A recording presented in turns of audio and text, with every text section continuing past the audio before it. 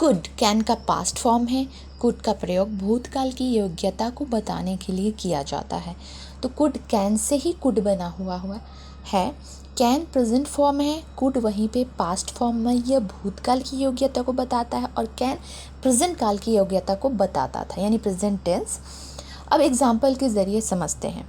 सबसे पहला एग्जाम्पल वो ये है, वह नदी में कूद सकता था। इसकी इंग्लिश होगी he could jump into the river. He could jump into the river. He could jump into the river मतलब कूद सकता था वहाँ, वो यहाँ पे बताया जा रहा है। दूसरा है रोहन यह परीक्षा पास कर सकता था। Rohan could pass this examination. अब यहाँ पे देखिए, वह पास नहीं किया लेकिन वो कर तो सकता था, उसमें योग्यता थी।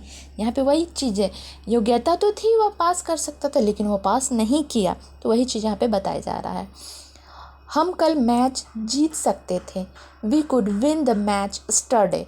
मतलब हम जीत सकते थे, हमारे अंदर ये योग्यता थी लेकिन हम नहीं जीत पाए। तो ये वो बताया जा रहा है यहाँ पे कि वी कुड विन।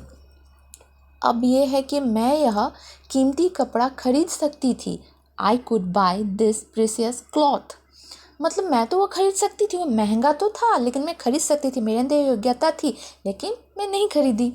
अब है वह अच्छा गा सकती थी। She could sing well. मतलब वो अच्छा गा सकती थी, उसके अंदर वो योग्यता थी अच्छा गाने की लेकिन वो गा नहीं पाई, योग्यता तो थी। चलो कोई बात नहीं, अब वो नहीं गा सकी तो क्या कर सकते हैं ना, नहीं गाई तो नहीं गाई।